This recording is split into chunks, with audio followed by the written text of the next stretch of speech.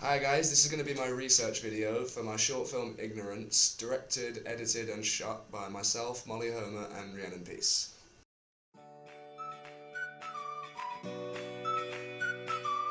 So when I came up with the concept of the film, it was actually while I was working on a subject for a different module. What we had to do was make a short film that didn't rely on dialogue to tell the story, and we'd then do the assignment on creating the film, which is what we'd be graded on. So I spent a little while thinking about what I could do, maybe a silent movie or a low-budget Blair Witch style sort of film. And in the end, it was actually my friend Josh who gave me the idea. He joked that I should do something about a deaf person because then it wouldn't be a big issue relying on dialogue. So we had a little chuckle about that, and then after pondering on it for a bit, I realised that he was actually right, and this is an opportunity to make a film that could actually matter, and have some other meaning other than just switching your brain off at the end of the day.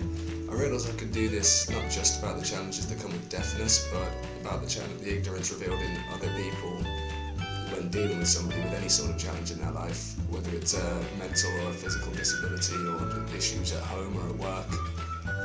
We're constantly overlooking things that people deal with in their lives, and there are a lot of issues that people have to deal with, but we never really know because we either don't care or just don't realise. And that's not to say that we're terrible people for that, but we all have our own issues, but it does strike me as a bit odd, which is why I grew a little attached to this subject. So I wanted to do something that would touch people on an emotional level, because I believe that if you can do that, then you've got to be doing something right. So I came up with this image in my head of this guy. He's not a bad guy, but he does come across as a bit of a douchebag. Basically, the guy comes over and asks this girl for a lighter and then proceeds to just chat on and on about himself and his day. He doesn't think once to ask her name by the time he's left. And then at the end, this girl's friend comes over, uses sign language to ask who that guy was, and there's your turning point. The point isn't that he's a bad person, he's a perfectly nice, well-spoken, polite guy. The point is that she didn't understand what he was saying, and he would have known that if he'd at least asked her name. Instead, he talked about himself and how his day had been.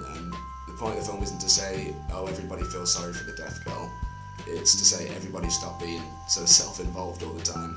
Because I do think that we as a society are so obsessed with ourselves nowadays that we forget that other people around us.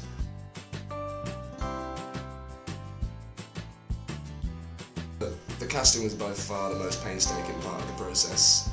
We did have friends offering to be in the film.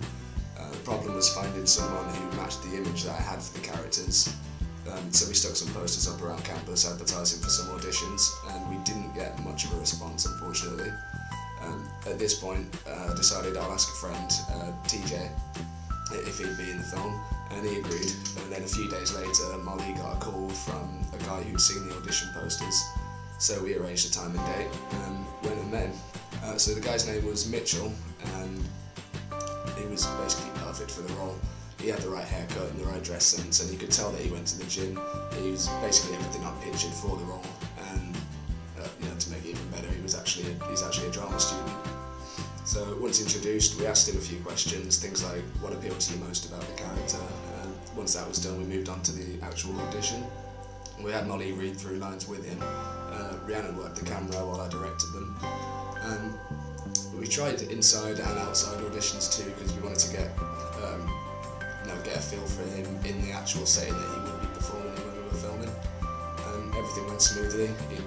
He needed very little direction, to be honest. We were happy to cast him on the spot. So the only problem now was filling the female roles. So we ended up with a pretty simple solution. Molly and Rhiannon were going to play the girls. So that was all the casting sorted.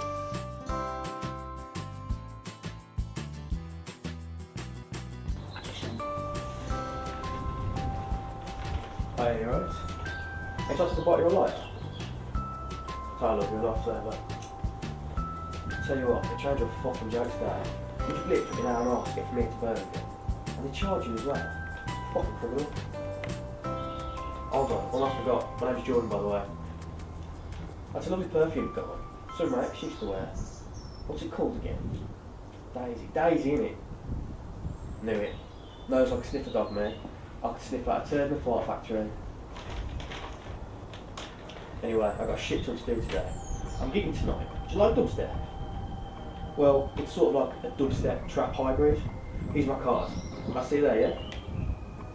Right, lovely talking to you. I'll see you later then, babe. This one just a molly? Yeah. Hi, you right? Ain't just gonna pinch your lighter for a sec? Ty, love, you're a lifesaver. Tell you what, the trains are a fucking joke today. Would you believe it took me an hour and a half to get from here to Birmingham? Absolutely fucking criminal it is. And they charge you. I've got in a sec. My name's Jordan. I almost forgot. That's a lovely perfume you've got. It smells like what my ex used to wear. What's it called again? Daisy. Daisy, innit? Knew it. Knows like a sniffer dog, mate. I can sniff out a turd in the fart factory. Anyway, I got a shit ton to do today, so I better be pushing on. I'm gigging tonight, actually. You should come along. It's like dubstep. Well, it's sort of like a dubstep trap hybrid. Anyway, here's my card. See you there, yeah? Right, I'll see you later, babe. Love to talk to you. Go. Oh yeah, you right? Any chance I can pinch your lighter for a sec? Sorry, love, you're a lifesaver. Tell you what, the trains are a fucking joke today. Would you believe it took me an hour and a half to get from here to Birmingham? Absolutely fucking criminal. And they charge you as well. I ain't got, almost forgot. My name's Jordan, by the way. That's a lovely perfume you've got on. It smells like what my ex used to wear. What's it called again? Daisy. Daisy, innit? Knew it. Knows like a sniffer dog, man. I can sniff out a turd in the fart factory. Anyways, I've got a shit ton to do today. Better be pushing on. I'm gigging tonight, actually. You should come along. It's like dubstep. Well, it's like a dubstep trap hybrid. Anyway, here's my card. I'll see you later, yeah? Right, I'll see you later, babe. Love to talk to you.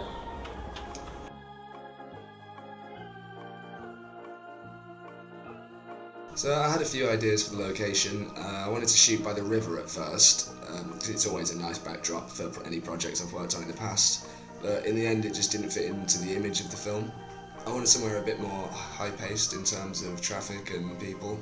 I thought that would highlight how people just rush around in life, not realising there are people living separate lives, just passing right by them every minute of every day. Also, there's just a lot more things to toy with when you're experimenting with shots. The one shot, for example, I got the idea from watching Dog Day Afternoon. There's a bit in the intro, a specific shot that I liked from inside of a window in a shop, and he's looking out onto the street outside. Don't know why, I just really liked that shot and I really wanted to use it in a film. I Yeah, the sign language was a bit of a bugger really, because we had to go online to try and look for British Sign Language, but there weren't really any tutorials that had specifically what we wanted to say. No. And it was all just sort of like, well, they have like a library basically, so you go in, you type in your word and it throws up a picture of a guy doing the thing. So what was it? Was it who was that? Was that? Mm-hmm. But then it was that there were certain words that just weren't in there. Yeah. But another thing I feel like we had to do is sort of like, obviously they don't just do the sign language, but they also like mouth it at the same time. And also what I think what we've got to do is when the guy and the girl are talking, she's got to look at his lips a lot, because obviously she is lip read. She knows what he's saying, and like she's got to look at his lips and see that he's what he's saying, and like show that she's lip reading. Yeah. So by the time she's ready to, like, she's about to reply, she doesn't even get a chance to lift her hands to show that she's signing, because this guy's already on to the next fucking thing. Like, he's too busy telling her about his gig later. So there you have it. That was my research video on my short film Ignorance. Thanks for watching, and in case I didn't see you, good afternoon, good evening, and good night.